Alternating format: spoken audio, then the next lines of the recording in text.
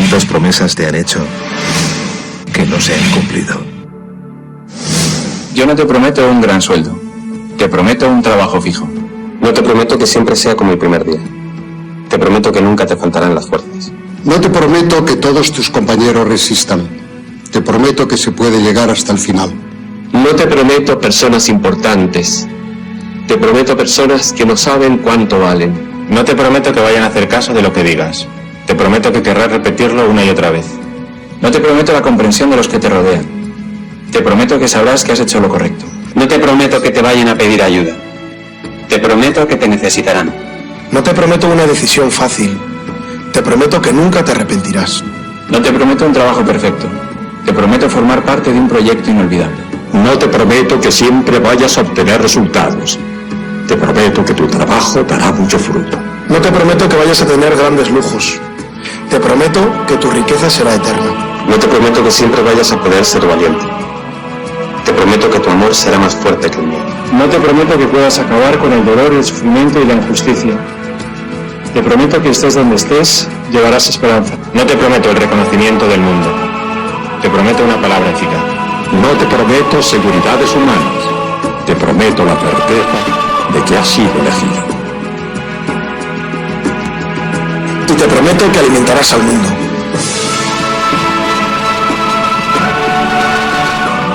Unirás corazones. Acompañarás a los que sufren. Confirmarás a los que quieren ser fuertes. Experimentarás con ellos la verdadera alegría. Sumergirás a los hombres en la verdad. Y serás sacerdote, testigo de Jesucristo.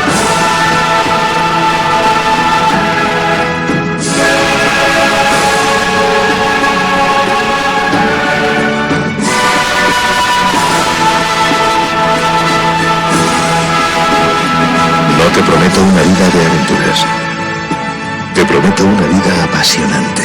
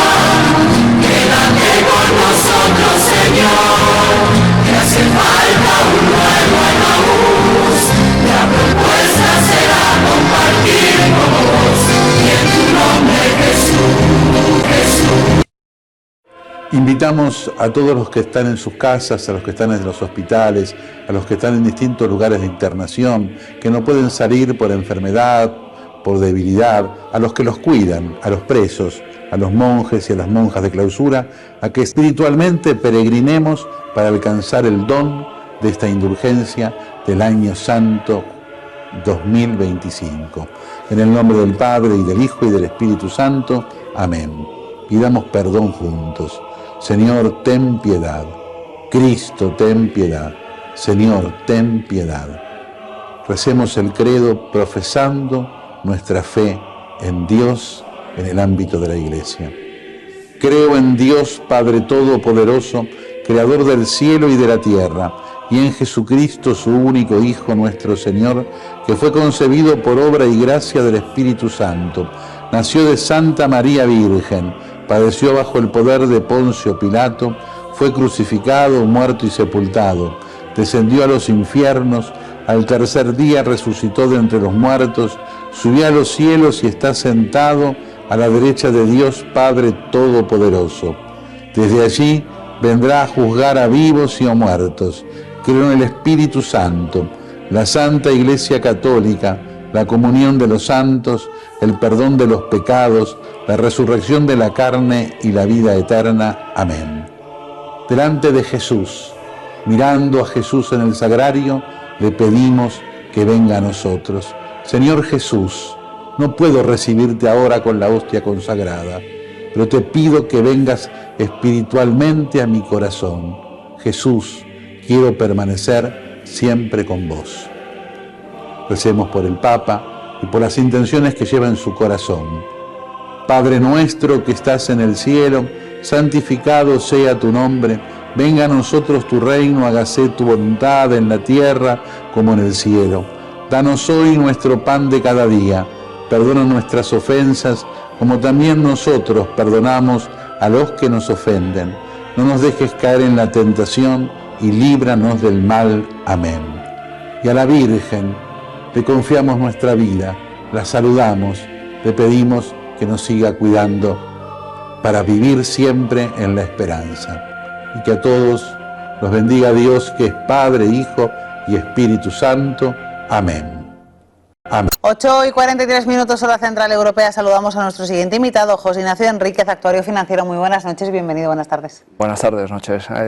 Alma, encantado de estar con vosotros una semana más. José Ignacio, quiero comentar contigo un poco el tema, yo creo que va a ser el tema de la semana y del mes, no sé si del año, la guerra abierta entre Donald Trump e Elon Musk. ¿Qué impacto puede tener sobre la economía de Estados Unidos? Estaba leyendo hoy en Financial Times pues que el sector de Silicon Valley, el sector tecnológico, se ha echado un poco las manos a la cabeza porque puede descabalgar un poco al sector. Sí, bueno, nos ha dejado todos impactados, ¿no? Cuando hemos visto ese tuit y esas declaraciones. Me ha recordado un poco al momento en el que se generó la discusión entre Zelensky y Trump, que también fue impactante, ¿no? Y no sabíamos el calado. Yo creo que al final estas cosas hay que verlas un poco, ponerlas en perspectiva. Tenemos el fin de semana de por medio, con lo cual los mercados, salvo el mercado de Forex, que es el único que no cierra por el tema horario, los demás se tranquilizan y quizás el lunes o el martes pues ya vengamos con otro ánimo y bueno, pues hoy veíamos como Tesla cayó mucho, estaba rebotando. Yo creo que al final pues estas cosas con la perspectiva del tiempo pues las ves como una salida pues un poco a la americana, un poco pues no esperada. A mí me ha decepcionado mucho Elon Musk, porque es una persona que como empresario está fuera de toda duda y esa salida y ese tipo de acusaciones que no tienen mucho que ver con el plan Dodge que a él se le encargó, pues la verdad que me ha dejado un poco, pues eso, se me ha caído en cierto modo, no un mito, porque no soy hombre de mitos, pero sí que creo que nos ha sorprendido a todos, ¿no? Y bueno, veremos la semana que viene cómo reacciona el mercado. Lo que podemos leer en el día de hoy es que, salvo en el caso de Tesla, que ha habido algunas casas que se han mojado y han dicho que Tesla está acabada, he llegado a escuchar incluso que Tesla, yo creo que no, que estos son reacciones, son momentos puntuales de miedo, de volatilidad y bueno, pues que no creo que la sangre llegue al río. Te quiero preguntar, ¿tú estás de acuerdo con esas críticas tan intensas que Elon Musk está haciendo al proyecto de ley fiscal de Donald Trump? La Big Beauty Bill, ¿no? Que es como le decía Donald Trump, esa bella factura fiscal. Pues yo creo que Elon Musk, y he conocido ingenieros que han trabajado con él muy cercano, es una persona muy impetuosa que ha llegado a tomar literalmente, y esto pues es una anécdota de 15 segundos, pero que refleja el personaje. Había un comité en una de sus empresas y él planteó qué ocurriría si se fuera la luz, si se fundiera todo a negro. Se quedaron un poco pensando y dicen, bueno, no sé, crearemos un comité, lo veremos. Y el tío directamente cogió y cortó literalmente, él dice, bueno, pues ahora ya no necesitáis 2 meses, arreglarlo en 6 horas. Él es una persona que está acostumbrado, pues por su temperamento, a actuar de esa forma y en política pues te tienes que suavizar y te tienes que ceñir. Hasta el propio Donald Trump, que es es un personaje de acción y acostumbrado pues eso, a tomar decisiones un poco que puedan resultar pues eso, muy tomadas a la ligera, que yo no lo creo. Con lo cual yo creo que las críticas que le hace al proyecto fiscal es porque él pensaba que un gobierno, y un gobierno tan importante como el de Estados Unidos, con 300 millones de habitantes, pues no se puede gestionar como una empresa, Alma. No puedes de golpe y plumazo cambiar un departamento, suprimir. Es complicado. Cuando estás ahí, igual que cuando llegan los políticos a la Moncloa, pues se dan cuenta que muchas veces, por mucho que quieran, no pueden conseguir lo que llevaban en el programa. Otra cosa es que quieran hacerlo. Yo creo que ha habido un interés por hacerlo, pero que han tenido que desistir, ¿no? Y esa es mi opinión un poco en base a lo que hemos visto, que es prematuro. La semana que viene quizás todo esto pues se quede más en anécdota. Además, el mercado olvida muy rápido. Es decir, todo lo que ocurra hoy, el jueves que viene probablemente ni nos acordemos ya, nos parezca mucho más lejano. Y de hecho estamos viendo hoy el mercado está tremendamente tranquilo, el mejor día de la semana con mucho. Y hoy por primera vez en mucho tiempo está comportándose mejor el mercado de renta variable norteamericano que el europeo, que llevábamos meses sin ver ese comportamiento, que evidentemente no deja de ser un acontecimiento puntual del día de hoy. Te quiero preguntar también por el dato del día, el dato macro también de la semana, informe de empleo en Estados Unidos, que le ha dado un cierto espaldarazo y cierto aire a Donald Trump, porque había mucho miedo a que hubiera hundimiento de las nóminas no agrícolas. Sí, y vuelve a poner totalmente, o sea, para la administración de Trump ha sido un dato positivo, ¿no? El tema del empleo, sigue muy fuerte el empleo en Estados Unidos, es un país que está yendo muy bien, que está chutando, como se suele decir coloquialmente, que pone un poco más contra las cuerdas ese mandato que Trump quiere exigir a Powell de bajada de tipos de interés, que se complica, porque el mandato de la Fed es dual. Por un lado es la inflación, que no está del todo controlado, y por otro lado es la creación de empleo. Entonces, bueno, cuando el mercado laboral funciona bien y no tiene problemas, pues bueno, hay esa contradicción que hay entre lo que Trump quiere hacer, que es dinero barato, bajar los tipos de interés y que la vida sea fácil, y por otro lado Powell, que bueno, pues ahora mismo yo creo que lo que se vislumbra en el horizonte norteamericano es en Europa, por poner el dato comparado, tuvimos el jueves una bajada de tipos de interés de 25 pips, parece que ya hemos llegado a final. Yo descarto que haya más bajadas de tipos de interés y a lo mejor ha sido incluso un poco prematura, pero bueno, ya está hecha, el mercado se la ha tragado y todo más o menos en Europa está en la medida de lo que esperábamos. En Estados Unidos yo creo que habrá una o puede que incluso ninguna. Entonces, eso que Trump quería, una bajada de 100 puntos básicos mínimo y de ahí para arriba, pues va a ser complicado, No obstante, el día 18 hay una reunión de la Fed, habrá actas y lo normal es que todo siga como está hasta ahora mismo. Sí, decía hoy Mario Centeno, efectivamente, que el tipo neutral, no ha dicho tipo neutral, pero bueno, que los tipos se van a normalizar en el 2% en Europa, que es donde están ahora mismo. Sí, además encaja muy bien con la estructura demográfica y vegetativa que tenemos. Europa tiene un envejecimiento, no tiene la fortaleza ni el punch laboral que tiene Estados Unidos. Entonces, en economías más envejecidas, pues tenemos el paradigma de Japón, que es lo más envejecido demográficamente y con altos porcentajes de deuda sobre el PIB, pues te vas a tipos de inflación prácticamente cero, incluso ha habido deflación. En Europa, pues lo normal, en nuestra Europa pues tiene distintos países, ¿no?, que van a distintas velocidades, pero en esa unicidad de la moneda única y la autoridad monetaria única, pues los países que más pesan son países que están mucho más envejecidos demográficamente y donde, digamos, ya las aguas de ese río pues van pues de una forma mucho más calma. En Estados Unidos yo no vería tipos de interés en el 2%, pues porque me cuesta mucho creerlo. O sea, Pues vamos a ver qué va sucediendo. Tenemos un escenario tremendamente cambiante y muchos frentes abiertos. Aburrirnos, no nos aburrimos. El peligro sigue estando en el 5%, que comentábamos la semana pasada, de la rentabilidad. Pero es que hoy estamos ahí. Bueno, hoy estamos en el 5, en el 30 años ahí, en el 4,5 en el 10 y en el 4 en el 2. Además, en cuestión de minutos, cuanto salió el dato de desempleo. Claro. Y eso, el problema que tiene, es fantástico, ¿no? O sea, yo estoy por tirarme ya de cabeza la semana que viene y empezar en los fondos de renta fija a comprar 3 URIs al 5% de rentabilidad, sin complejos ni rubor. El problema es el que comentábamos el otro día. ¿Qué necesita una buena compañía norteamericana para financiarse? Si el Tesoro americano renta un 5, pues necesitas ofrecer un 7. Wachovia, Wells Fargo tienen que irse al 7%. Y no hablemos ya de Dow Chemical, se tiene que ir al 9 o al 10. ¿Y qué queda para los emergentes? Los emergentes tienen ahora un poco de balón de oxígeno por la debilidad del dólar que les puede beneficiar. Pero ¿cómo te financias? ¿Cómo financias tus actividades? ¿Al 12, al 14? Eso no es sostenible en el largo plazo, todos los años. Pues José Ignacio Enríquez, actuario financiero, mil gracias por acompañarnos este viernes. Siempre es un placer estar aquí para cerrar la semana. Gracias, Alma. Cerrar la semana. Gracias, Alma. Una compañía rusa que apuesta por Cuba. Su gestión enfocada en la exploración y extracción de un tipo de crudo para el cual la infraestructura petrolera cubana no contaba con equipamientos necesarios que aseguraran procesos tecnológicos y productivos. Es un petróleo muy pesado que no se había podido extraer, subir a la superficie, extraerlo por lo pesado que es, lo denso que es este petróleo. Este tipo de petróleo se encuentra entre los 950 y 1200 metros de profundidad en la denominada capa M. Para su extracción, expertos rusos aplicaron por vez primera en Cuba la inyección cíclica de vapor, método aplicado por la compañía en yacimientos petroleros de su país y en otras naciones del planeta.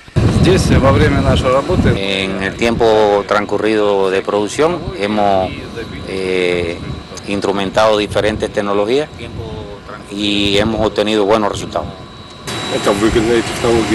Constantemente estamos introduciendo una nueva tecnología que se están experimentando aquí, tecnología que no hay en otros yacimientos de otros países. El yacimiento, conectado a través de plataformas informáticas con la sede de la compañía en Moscú y también con centros de investigación del petróleo en la nación euroasiática.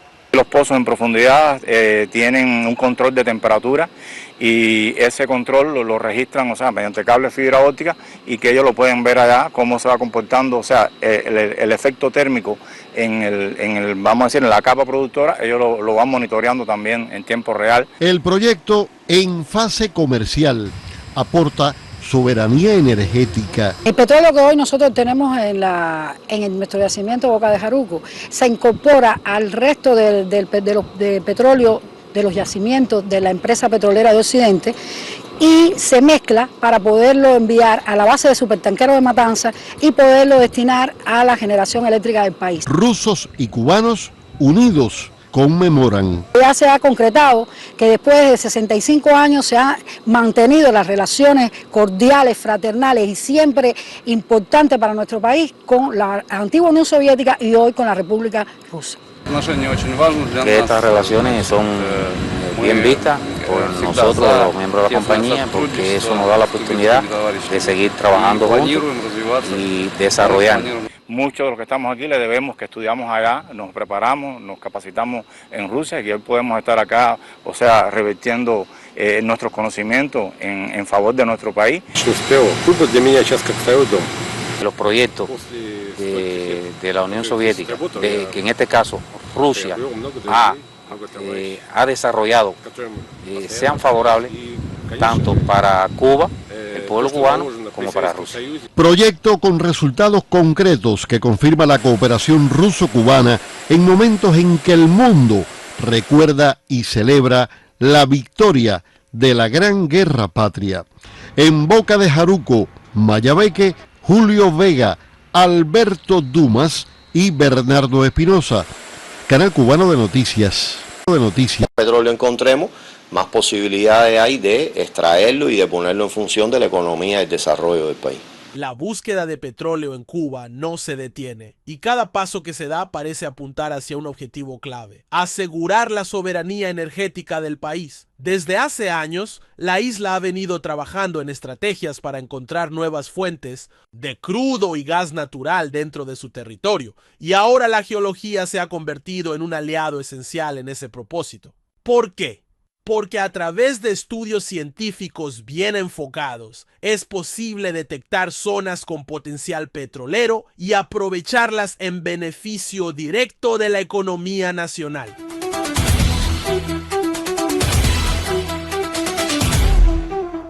Uno de los pilares del actual programa de gobierno para recuperar gradualmente el sistema eléctrico nacional es precisamente ese: evitar que la producción petrolera en yacimientos nacionales siga cayendo. El objetivo es mantener e incluso aumentar la producción de crudo que se utiliza para generar electricidad, especialmente en plantas térmicas. Por eso, los estudios geológicos han recibido máxima prioridad como una herramienta estratégica para asegurar esa energía que tanto necesitamos. Entre los proyectos más ambiciosos en marcha está la creación de un mapa geoquímico de toda la República de Cuba. Este instrumento permitirá detectar concentraciones inusuales de elementos químicos en el suelo, lo que podría ser una señal de la existencia de minerales valiosos o incluso petróleo. Un especialista lo explica así: hay una que es muy directa, que es detectar los lugares donde hay concentraciones anómalas de elementos químicos y que puede ser debido a la ocurrencia de que tengamos ahí un depósito mineral. Actualmente se están realizando dos tipos de mapeo geoquímico, uno a escala global que abarca 76 elementos químicos,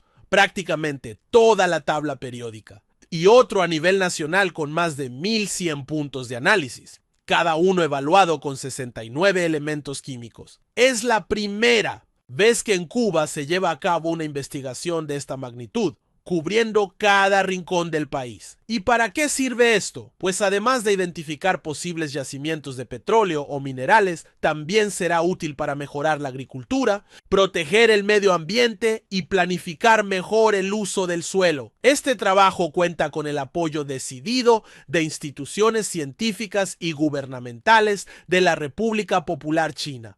De hecho, forma parte de acuerdos firmados recientemente en Beijing entre autoridades del Ministerio Cubano de Energía y Minas y sus contrapartes chinas. La colaboración incluye no solo tecnología y financiamiento, sino también el intercambio de conocimientos entre geólogos de ambos países. Un ejemplo muy claro de esta cooperación es el pozo petrolero VDO 1012. Se trata del proyecto de perforación más ambicioso que se ha hecho hasta ahora en suelo cubano y fue ejecutado por la empresa cubana Unión Cuba Petróleo, conocida como CUPET, junto con la compañía china Gran Muralla. El pozo, ubicado cerca de Boca de Camarioca, en la costa norte de Matanzas, tiene una longitud horizontal que supera los 8.000 metros y se extiende en dirección al mar. Este tipo de perforación, que técnicamente se llama horizontal, es considerado un gran logro en la industria petrolera y permite alcanzar yacimientos que de otra forma serían inaccesibles. Según los expertos, esta obra representa una verdadera hazaña tecnológica, no solo por la dificultad que implica perforar a esa distancia, sino por el impacto que puede tener en la producción de crudo pesado, especialmente en la zona de Varadero, que es una de las más prometedoras del país en términos de reservas petroleras. La estrategia está clara: aumentar la producción de petróleo nacional para reducir la dependencia de importaciones, especialmente las que vienen de Venezuela, y avanzar en el camino hacia la soberanía energética. Cuba atraviesa una crisis energética que no es nueva y que se ha agudizado por la escasez de recursos, el bloqueo y las dificultades para adquirir combustible en el mercado internacional. Por eso, encontrar y extraer petróleo en suelo cubano es una prioridad absoluta. En ese camino, la cooperación internacional ha jugado un papel clave. Desde el año 2019, el Servicio Geológico de China, el Instituto de Geología y Paleontología y el Centro de Investigación del Petróleo de Cuba firmaron varios memorandos de entendimiento para profundizar en la exploración de nuevos yacimientos. La idea es clara: cuanto más petróleo logre extraer Cuba por sí misma, más independencia tendrá para decidir su futuro energético y económico. La presencia de empresas y expertos chinos no solo aporta tecnología avanzada y financiamiento, sino también una experiencia acumulada que permite ejecutar obras de gran envergadura. El pozo UW1012 es una prueba concreta de lo que se puede lograr con cooperación estratégica y voluntad política. Ahora bien, todos estos esfuerzos no significan que la solución esté a la vuelta de la esquina. Perforar pozos, hacer estudios geológicos, mapear el territorio y extraer petróleo es un proceso complejo, costoso y que lleva tiempo.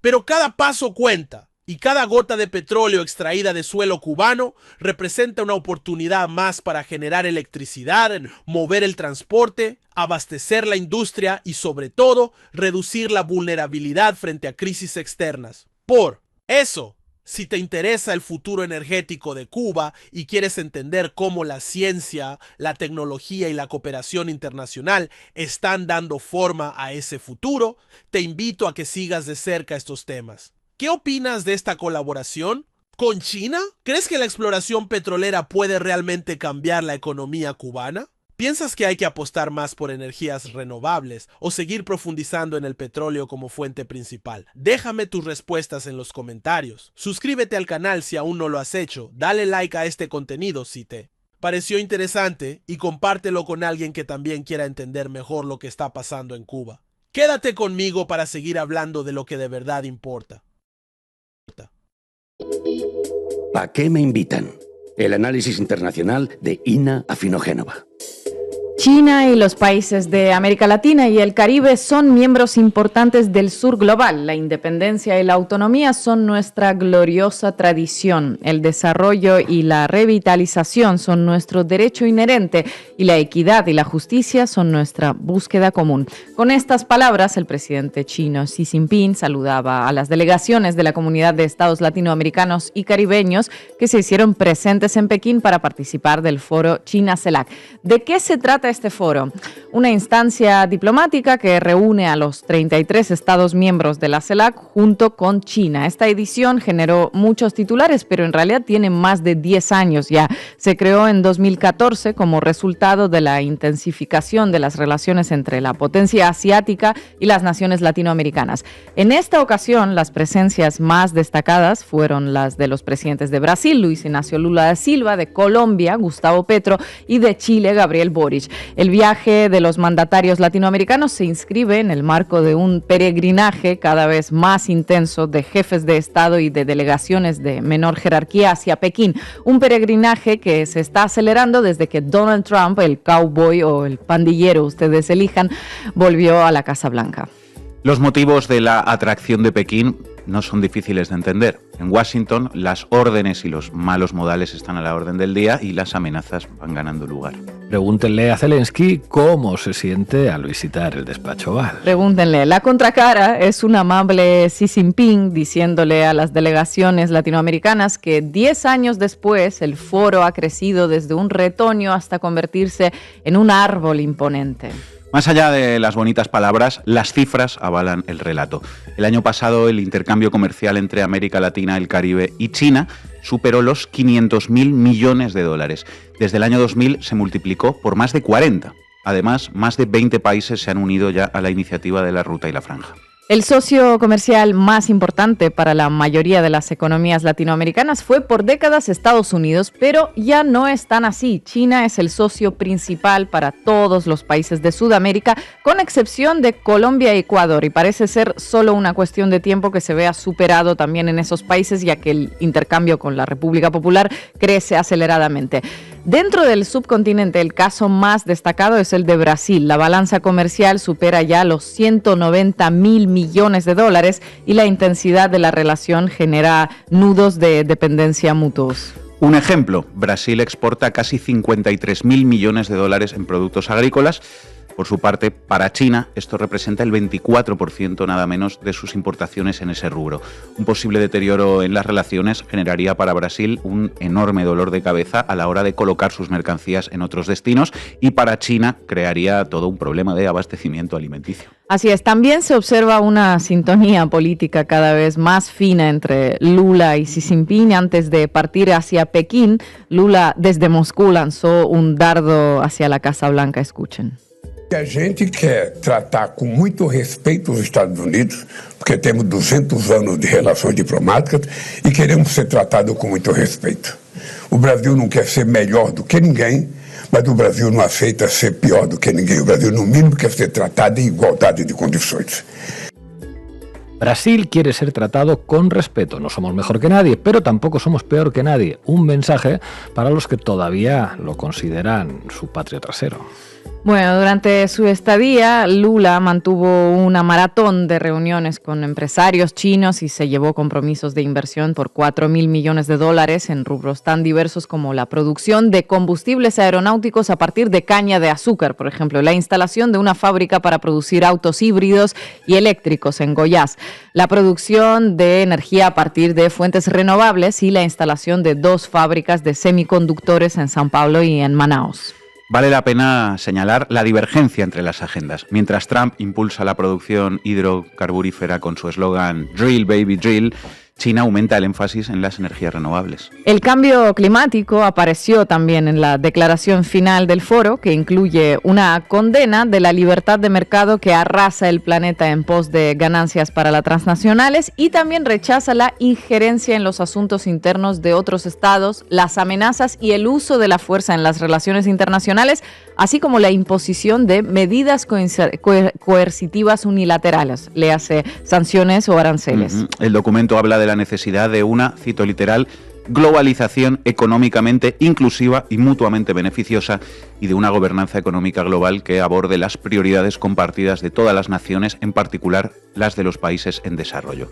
En resumen, buscan un sistema multilateral de comercio justo, transparente y basado en normas. Había un punching ball con la cara de Trump en la sala donde se reunieron, quizá. No estamos en condiciones de afirmarlo ni de desmentirlo, solo decir que el foro tampoco se privó de sopapear al dólar. Hacemos un llamado, dice el documento, a la reforma del sistema financiero internacional con el fin de hacerlo más eficiente, más equitativo, mejor alineado con el mundo actual y capaz de responder a los desafíos que enfrentan los países en desarrollo. El documento fue firmado por casi todos los países. Hubo una excepción, un buen alumno de Trump en la sala. ¿Quién será? Bueno, desde luego que Lula, Petro y Boric, no. Nicolás Maduro, menos. Yamandu Orsi, tampoco. Tal vez Javier Milei. Correcto. Argentina envió una delegación de tercer nivel y a pie de página en la declaración hay un asterisco que dice: la República Argentina estuvo ausente del plenario ministerial en la 4ª reunión del Foro CELAC China y no participó en la adopción de estos documentos. Desde la asunción de la presidencia por parte de Javier Milei, la política exterior argentina se subordina a sus caprichos ideológicos y, bueno, así le va.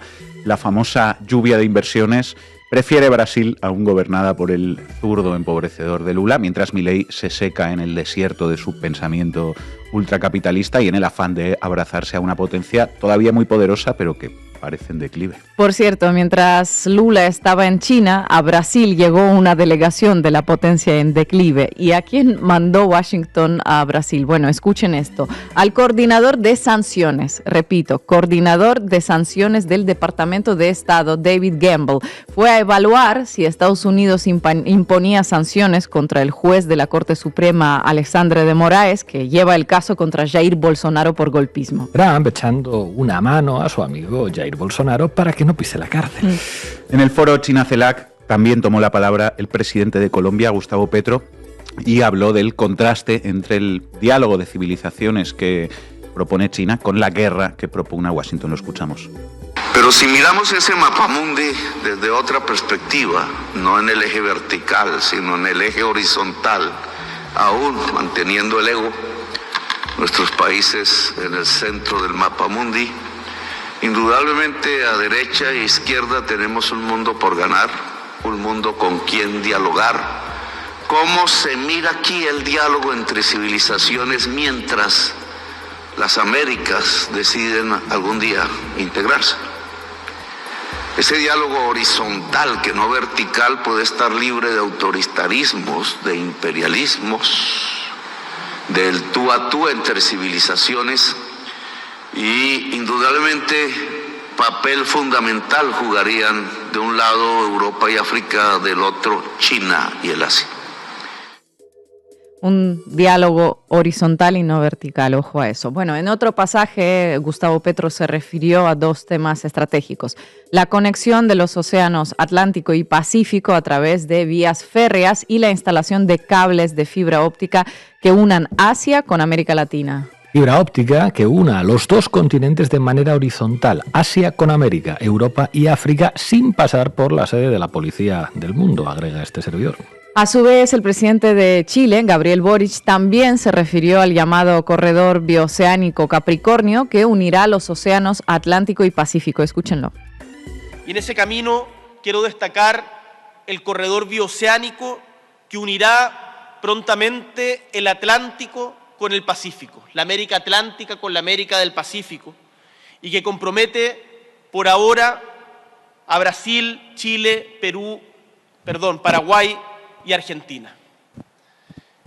Esto es importante y estuvimos con el presidente Lula hace un par de semanas justamente en Brasil discutiendo y conversando y concretando este corredor bioceánico de estos 4 países que nos van a permitir una mayor integración y abrir a América del Sur hacia el Asia-Pacífico. ¿De qué trata este corredor bioceánico? De una conexión por carretera que irá desde el puerto brasileño de Santos, cerca de São Paulo, hasta los puertos chilenos de Iquique y Antofagasta. 2.290 kilómetros de ruta que en el trayecto atravesará la región del Chaco paraguayo y las provincias argentinas de Salta y Jujuy. Vista desde China, esta obra debemos leerla en clave de la disputa geopolítica con los Estados Unidos. Un ejemplo, ¿verdad? Un ejemplo. Buena parte de la soja que produce Paraguay termina en puertos chinos, pero para llegar hasta ahí sale por Brasil o por Argentina, donde es embarcada con destino al Canal de Panamá antes de adentrarse en aguas del Pacífico. Mediante el corredor bioceánico, la soja, así como otros productos, podrán viajar por carretera hasta Chile para ser embarcados directamente en puertos del Pacífico. De esta manera disminuye el tiempo de viaje, el costo, y se evita el paso por Panamá, uno de los puntos calientes en la disputa entre Estados Unidos y China. Paraguay, pero también Brasil y Argentina son grandes exportadores de cereales a China. Brasil también exporta hierro y petróleo, Argentina carne vacuna, y para Chile, China es el principal comprador de cobre. Así es. Una de las características que tiene el comercio entre China y América Latina es su matriz primaria desindustrializada, ¿no? Es una cualidad que suelen destacar los críticos de China, que sin embargo no suelen mencionar que lo mismo ocurre en el comercio de la región con Estados Unidos o con la propia Europa. Durante el foro el tema estuvo presente, pero no fueron los mandatarios sudamericanos quienes lo plantearon, sino el propio Xi Jinping, quien señaló que China aumentará sus importaciones de productos de alta calidad de países de América Latina y el Caribe e incentivará a sus empresas a expandir sus inversiones en esa región. Palabras mayores. Además, el presidente chino anunció una línea de crédito por 9.200 millones de dólares para los integrantes de la CELAC y agregó que cada año invitará a 300 dirigentes para realizar intercambios de experiencias en materia de gobernanza y ofrecerá también 3.500 becas gubernamentales y 10.000 plazas de capacitación. Con todo ello en la balanza contra un Estados Unidos que impone aranceles, deporta inmigrantes esposados a sus países de destino o a la cárcel de Bukele, pues queda claro con quién van a intentar algunos construir relaciones, ¿no? Queda bastante claro. El esfuerzo de China por establecer relaciones diplomáticas y comerciales rinde sus frutos también en el ámbito de la opinión pública. Recientemente se conoció el llamado Índice de Percepción de la Democracia del año 2025. Es elaborado por Nira Data y la Fundación Alianza de las Democracias que dirige Anders Fogh Rasmussen, el ex secretario general de la OTAN. Y escuchen, por primera vez la imagen positiva de China en el mundo supera a la la de Estados Unidos. En el mapa pueden observar que en el caso de América Latina, Estados Unidos tiene mejor imagen que China en solo 4 países. Brasil, que como sabemos tiene un poderoso movimiento de ultraderecha y evangélico también. Honduras, Costa Rica y República Dominicana. En este otro gráfico podemos ver la evolución del índice, el desplome de Estados Unidos desde el ascenso de Donald Trump, el aceleramiento del ascenso de China y también, sorpresa, la denostada Rusia está cerca de superar la imagen positiva de Estados Unidos. Será culpa de los que hablamos en cirílico, claro. Será, así debe ser. Finalizamos con una noticia que tanta falta hace en esta época en la que la deshumanización avanza, aunque no tenga que ver con el foro de la CELAC. El país con peor imagen, según este índice en el mundo, es el más ferviente impulsor de la deshumanización. El país con peor imagen en el mundo es el que debe ser, en mi opinión, el Estado de Israel. Pues una buena noticia, que el país con peor imagen en todo el mundo sea Israel. Gracias, Ina. El BRICS representa una oportunidad histórica para dar voz a los excluidos del sistema político y económico global, y por eso es tan relevante. Estoy convencido de que en julio Brasil acogerá la mejor cumbre del BRICS desde su creación. En el seno del bloque debemos debatir temas clave como la economía, el desarrollo y el cambio climático. Si las advertencias científicas sobre el calentamiento global son ciertas, los países deben tomarlas en serio y definir compromisos claros. Queremos decisiones concretas que nos permitan cambiar el rumbo de la geopolítica mundial. Cuando a finales de 2024 el presidente Xi Jinping, flanqueado por contenedores recién pintados con caracteres chinos y banderas peruanas, dio el campanazo de inicio en el megapuerto de Chancay, pocos fuera de la región entendieron la magnitud de lo que estaba ocurriendo. El acto no fue una simple inauguración portuaria, sino la piedra angular de un corredor ferroviario de casi 4.000 kilómetros que unirá Santos, en Brasil, con la costa central del Perú. Para América Latina, acostumbrada a vender su riqueza natural por rutas que otros trazaron, la escena equivalió a la puñalada de un escalpelo sobre el viejo mapa. Aquí nacerá una nueva arteria continental. Las locomotoras aún no han salido de fábrica, pero el relato ya está en marcha.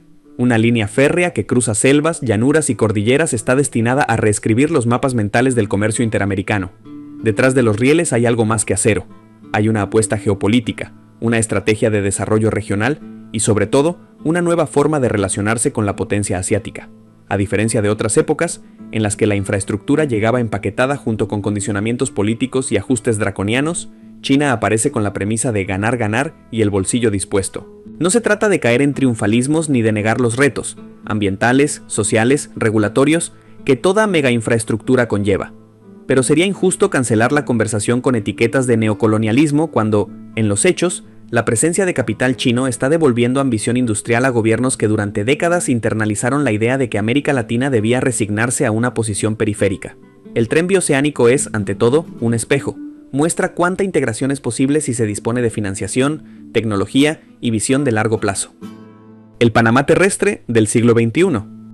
El corredor ferroviario bioceánico central aspira a mover en línea casi recta la soja brasileña, el cobre peruano, la carne paraguaya y el litio boliviano desde el corazón del continente hasta el Pacífico, evitando el desvío por el Canal de Panamá o el Estrecho de Magallanes. Las estimaciones más conservadoras hablan de un ahorro de 10.000 kilómetros por viaje y de 2 semanas de navegación entre Santos y Shanghái, un cambio logístico capaz de recortar hasta 30% de los costos de flete según técnicos del Ministerio de Planificación brasileño. En la práctica, el tren funciona como un canal terrestre que pone a la región agrícola sudamericana a tiro de Asia, hoy su principal comprador de alimentos y minerales. A la hora de comparar impactos históricos, el proyecto evoca el Panamá de 1914, la obra que inauguró el siglo estadounidense, solo que ahora la batuta la empuña Beijing. Las piezas del rompecabezas se conocen: China financia, Brasil aporta volumen de carga y Perú pone la puerta al Pacífico. El resultado será la primera infraestructura que integre de forma física 2 océanos, sin pasar por territorio controlado por Estados Unidos. Anatomía de un corredor que cose 1000 infraestructuras.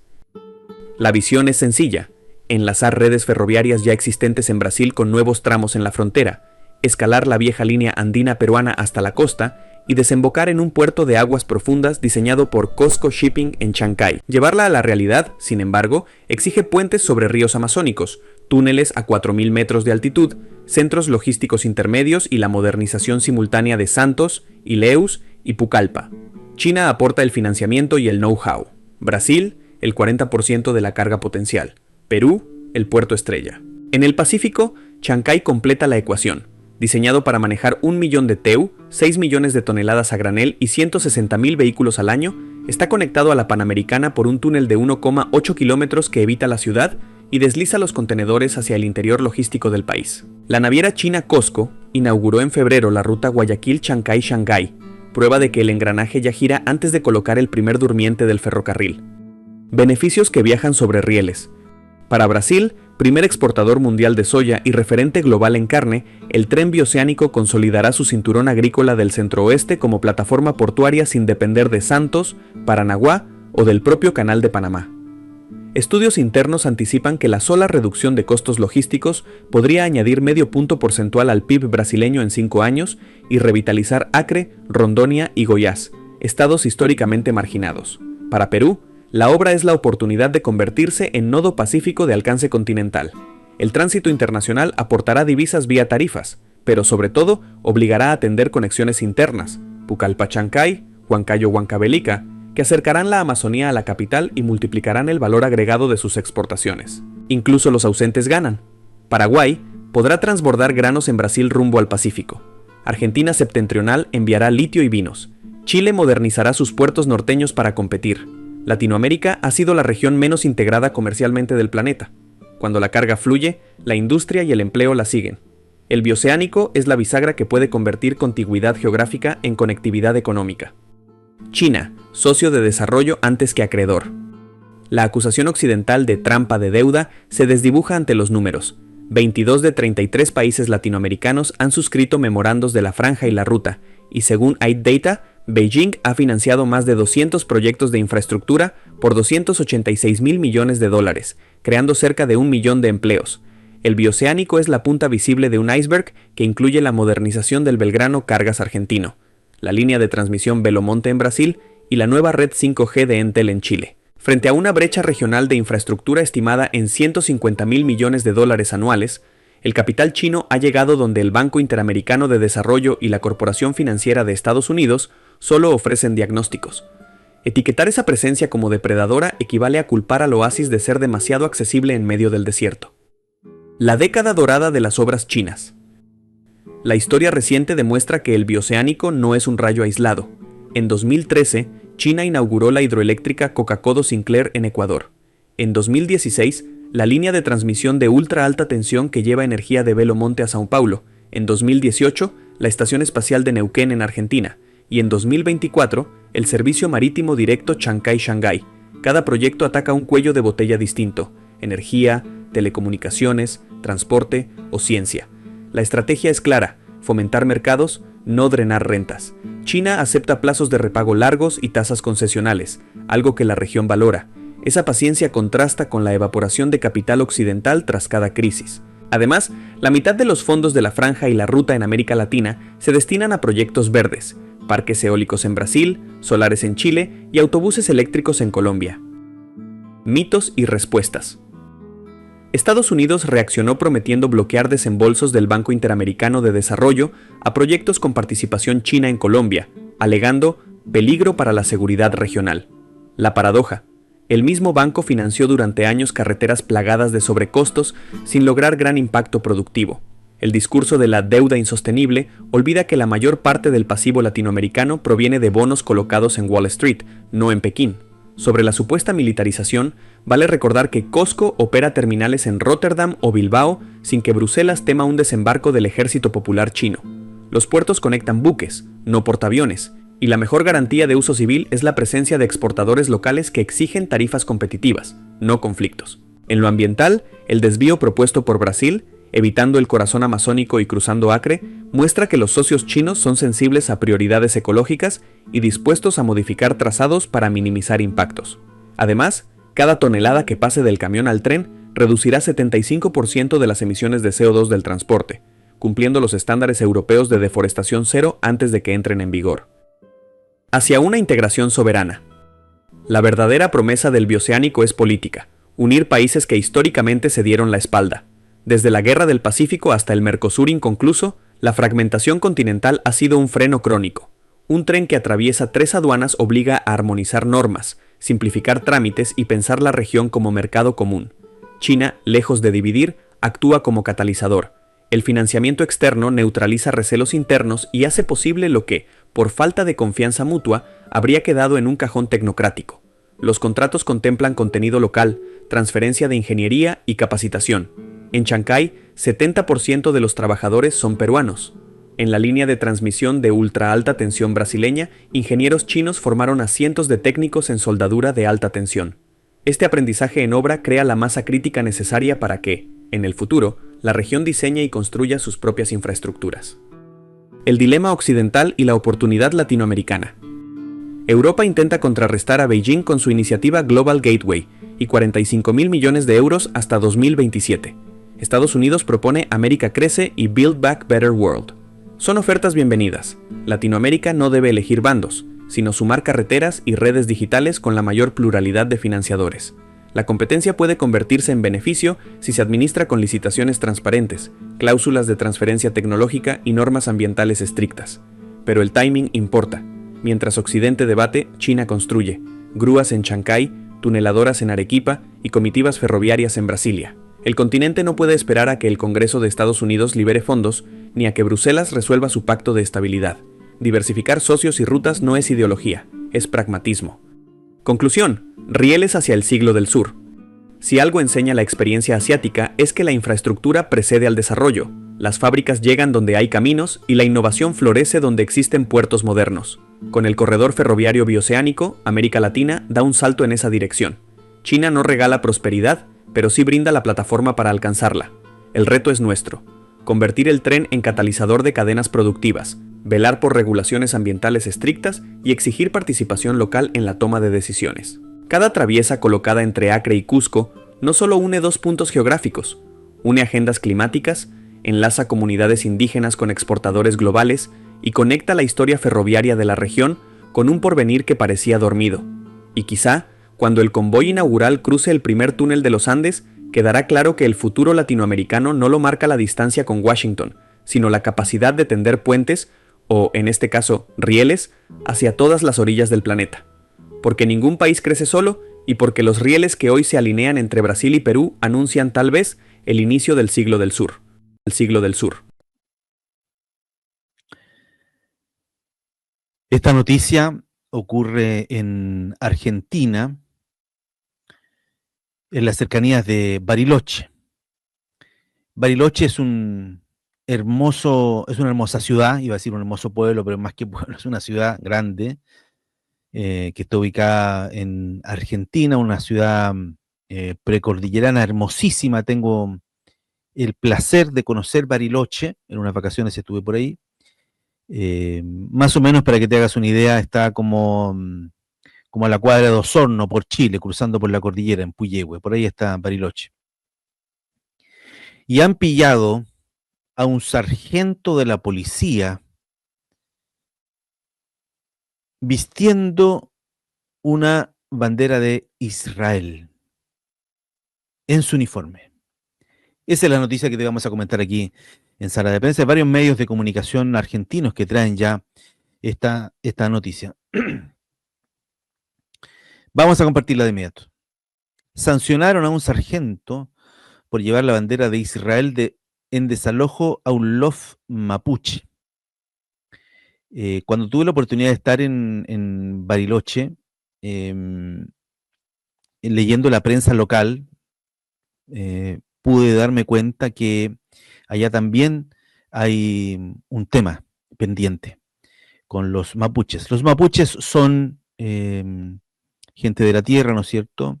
Y la cordillera de los Andes no es frontera para ellos. Entonces hay mapuches trasandinos, mapuches argentinos y mapuches chilenos. Bueno, estaban desalojando este loft mapuche y el sargento Óscar Eduardo Retamal participó del desalojo que hizo la policía en Río Negro a la comunidad mapuche Buenuleo, a las afueras de Bariloche. Y llevaba en su uniforme una bandera de Israel. No es que estaba cubierto de la bandera de Israel, no, tenía una especie de bandera chiquitita aquí en su uniforme, digamos. ¿Ah?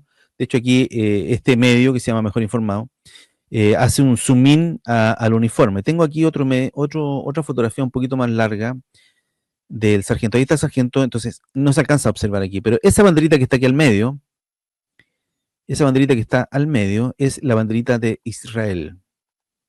Acá se ve con más claridad, la foto está, esta foto está de mejor calidad acá. Ve usted, ahí está la bandera de Israel. ¿Mm? Ahí está la bandera de Israel. Esto evidentemente no corresponde. ¿Qué quiere que te diga? Evidentemente no corresponde. Es un policía y los policías deben utilizar la bandera de su propio país, digamos.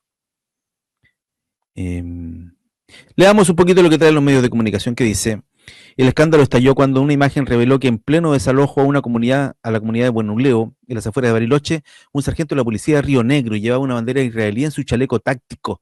La institución sancionó al policía en medio de una creciente indignación por la irregularidad. Esta es la comunidad de Buenuleo, vamos a ir avanzando. Se trata de un conflicto de tierras con privados en Bariloche, al pie del Cerro Ventana. Ahí están los mapuches de Buenuleo. Es lo mismo que ven los mapuches nuestros, incluso si usted ve aquí, este instrumento musical que utilizan es exactamente el mismo que tienen los mapuches, o muy parecido. Por la simbología puede ser muy parecido al que usan los mapuches acá en territorio chileno.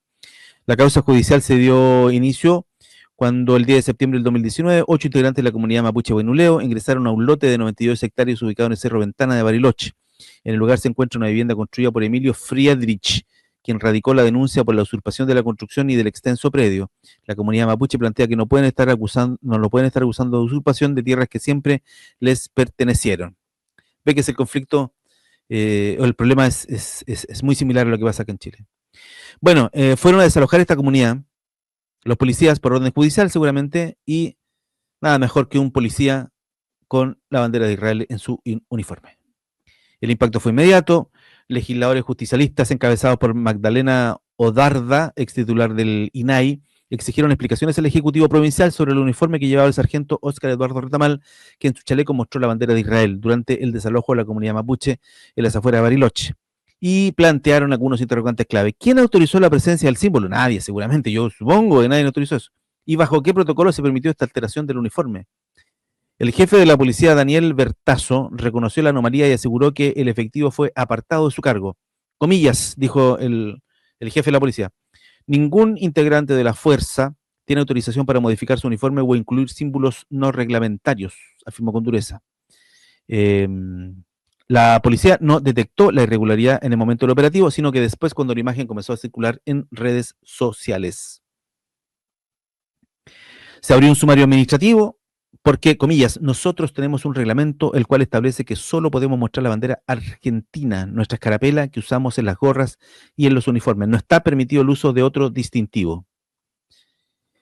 Tenemos acá otra nota de Patagonia Press. Buscamos varios medios para que pueda usted formarse una opinión, porque los medios, como usted sabe, tienen editorialidades. Entonces, por eso te muestro varios medios, como titulo este medio, como titulo este otro medio, como titulo este otro medio, o tal vez un cuarto medio, y tú te puedes formar una opinión, porque cada medio se supone que escribe desde una editorialidad distinta. Durante el desalojo de la comunidad Buenuleo, un sargento de la Brigada Motorizada de Apoyo fue fotografiado con una bandera israelí en su uniforme. El hecho provocó pedidos de informes en la legislatura, una actuación administrativa interna y múltiples cuestionamientos. Ahí está el sargento. Nota de Daniel Front. Para ti es el crédito de esta nota, Daniel. El 11 de marzo del 2025, en medio de un operativo, pero esto ya ocurrió hace bastante rato. Una imagen que se volvió viral: un policía rionegrino con el uniforme reglamentario de la Brigada Motorizada lucía en su pecho una pequeña bandera del Estado de Israel. La foto, capturada por el reconocido reportero gráfico Alfredo Chino Leiva, no solo dio cuenta de la presencia desproporcionada de efectivos en el territorio ancestral recuperado por la comunidad, sino también de un símbolo que desató una tormenta política e institucional.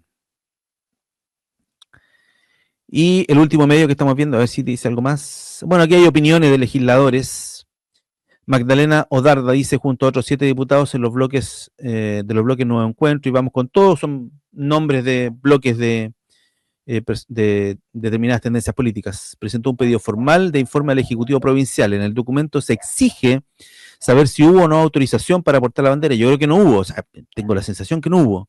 Si existen antecedentes similares y si los uniformes fueron adquiridos por compra directa, donación o licitación. También se pidió un detalle sobre el tipo de armamento usado durante el operativo, si se aplicó el protocolo antipiquetes promovido por el Ministerio de Seguridad de la Nación, encabezado por Patricia Bullrich. Mire lo que dice, el hecho no es aislado. A nivel nacional ya se han registrado episodios similares en una marcha LGBTQI+, en Buenos Aires. Un agente de la Policía Federal lució la bandera de Kacen, símbolo adoptado por la ultraderecha estadounidense. En Chubut, un miembro del Grupo Especial de Operaciones Policiales fue fotografiado con el emblema de The Punisher, un personaje de cómic relacionado con la justicia por mano propia. En todos los casos, las imágenes despertaron cuestionamientos sobre la politización de las fuerzas de seguridad y su creciente autonomía simbólica. El reglamento de uniformes... bueno, en fin. No lo sé. Mire, voy a hacer un comentario, a lo mejor después me arrepienta, pero bueno. Cuando estuve en Argentina, he estado un par de veces en Argentina, he podido darme cuenta que en general los policías argentinos son en general más relajados en su caminar, por decirlo de alguna manera. Los he visto fumando, los he visto barbones, los he visto sucios. Es mi experiencia, son más relajados. Pero claro, aquí este medio que se llama Patagonia Press da cuenta de que ya han habido varias situaciones en donde han modificado los uniformes.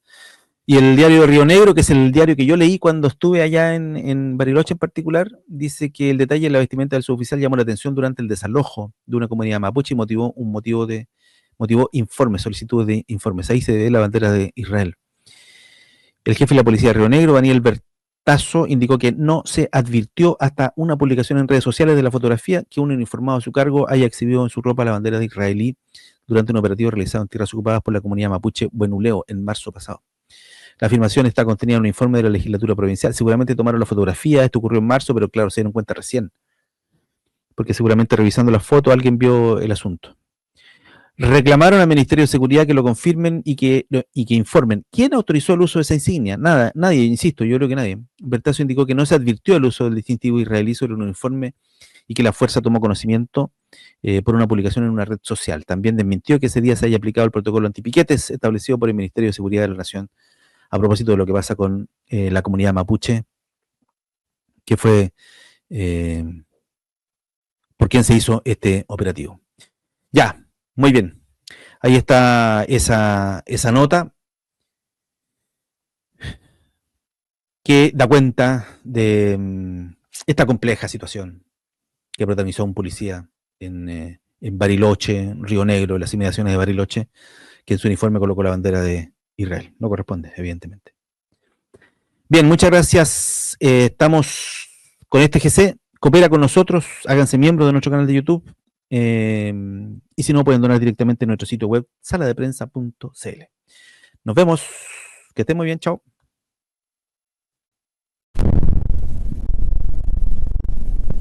Pueblo que escucha, únete a la lucha. Pueblo que escucha, únete a la lucha. Pueblo que escucha, únete a la lucha. Pueblo que escucha, únete a la lucha. Pueblo que escucha, únete a la lucha. Pueblo que escucha, únete a la lucha. Pueblo que escucha, únete a la lucha. Pueblo unido, nunca vencido. Pueblo unido, nunca vencido. Y luche, luche, luche, no deje de luchar. Y luche, luche, luche, no deje de luchar. Por un canto de obrero, obrero y popular. Y luche, luche, luche, no deje de luchar. Pobre el pobre que no luche, siempre callado nomás.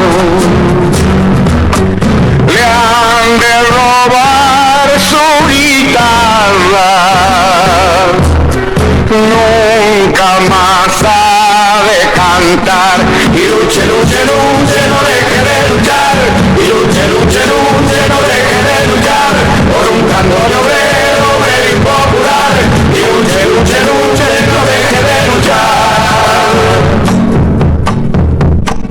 Pueblo que escucha, una cosas tiene mi pueblo que no las puedo callar. Cualquiera viene y le ofende y él calladito nomás. Pero guarda al que trampea, pero guarda al que le miente, porque mi pueblo no es tonto, porque mi pueblo es valiente, porque mi pueblo algún día cuando la sangre reviente habrá de salir cantando con un fusil en la frente. Y entonces no habrá más niños durmiendo bajo los puentes,